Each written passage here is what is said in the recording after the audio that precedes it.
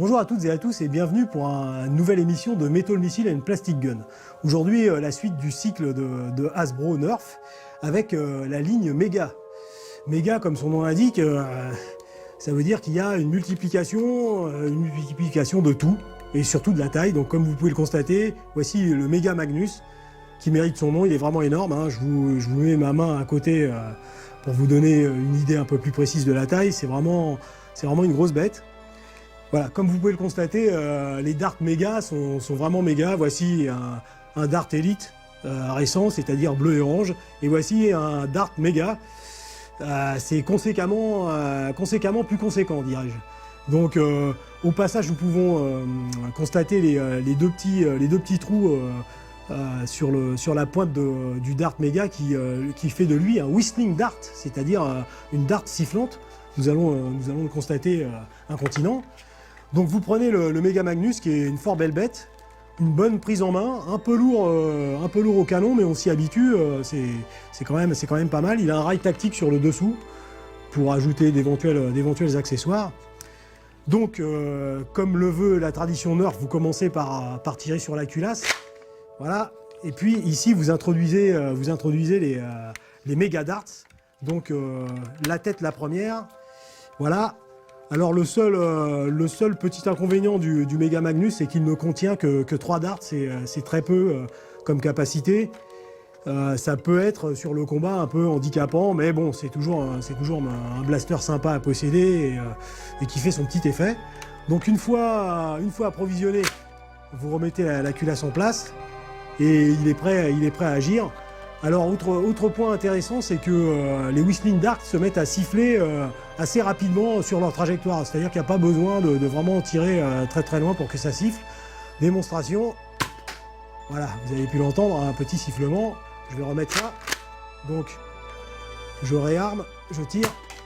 Et on entend de nouveau le petit sifflement qui indique que un prochain malaise arrive. Voilà pour le Mega Magnus. Donc, mis à part sa faible capacité et son poids, c'est quand même une arme sympa. Il possède aussi un bouton de désenraillement qui est vraiment minuscule, qui se trouve ici, donc sur sa face gauche. Voilà, au cas où vous avez un dart qui est bloqué, vous reculez la culasse et vous appuyez sur le bouton et ça vous permet d'extraire le dart. Voilà, on regarde ce que ça donne en live. Une arme massive. Utilisable quand vous êtes opposé à un ennemi massif. Je vais essayer de détruire ce suppôt du mal de la force. Ah, je vais réitérer le tir en visant un point vital. Bam dans l'oreille. Ouais, venge-toi, c'est une bonne guerre. Ah, dans les burnes. Qu'un seul coup. Vous sortez le méga et tout de suite, ça remet les pendules à l'heure. Voilà, nous allons terminer ce cycle Nerf Mega avec le Mega Centurion. Donc c'est déjà un blaster de la gamme Mega, mais en plus c'est un Centurion. Alors je vous prierai de le respecter. Je crois que si ça n'attire pas votre attention sur les rayons, rien ne le fera. Voici l'objet en lui-même. Ah, voilà, donc vous pouvez le constater, des dimensions gargantuesques pour le Mega Centurion. Un code couleur bien pétant, donc du rouge, de l'orange, du blanc. Vraiment, je crois qu'il n'y a aucun doute sur la destination de l'objet. Alors là aussi, vous avez la possibilité de mettre une très grande lanière pour éventuellement le porter en bandoulière, pour le transporter de manière plus confortable, parce que c'est quand même un blaster assez lourd. Comme vous pouvez le constater, il possède un bipied à l'avant. Voilà. Donc comme ça, vous pouvez poser la bête de manière à mieux viser, ce qui est hautement appréciable. Alors tout d'abord, il a un chargeur de 6. Bon, ça aussi, c'est pas une très très grande capacité, mais je pense que c'est une capacité de départ. Un clear clip, donc qui vous permet de savoir où vous en êtes d'un coup d'œil, c'est très bien. Donc vous introduisez le chargeur, et ensuite, une petite spécification technique intéressante, c'est que vous soyez œil directeur gauche ou droit, des deux côtés, vous avez un bouton pour le percuteur. Donc, comme d'habitude, c'est bien pensé. Donc, le percuteur nécessite un aller et un retour complet pour pouvoir engager le Mega Dart qui monte et qui s'engage dans le Mega Centurion. Et vous tirez, et voilà. Il y a une sensation qui est intéressante sur le Mega Centurion, c'est qu'on a vraiment une sensation de recul avec le percuteur qui déploie sa puissance. Dans l'épaule, on sent quand même une poussée, et c'est plutôt un détail sympa. Le Mega Centurion, c'est l'arme de prédilection d'un sniper. C'est-à-dire que de près, vu sa capacité, vous n'allez pas aller bien loin. En plus, il est difficile à manœuvrer.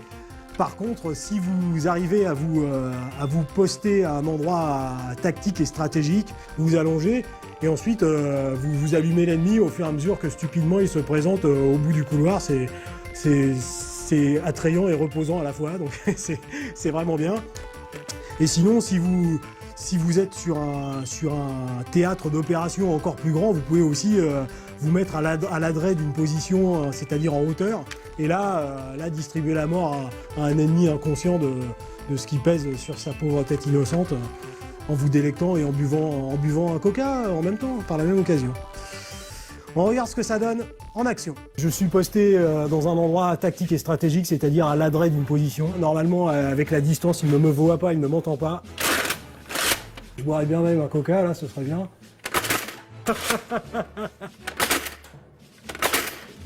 Voilà. Je suis ici.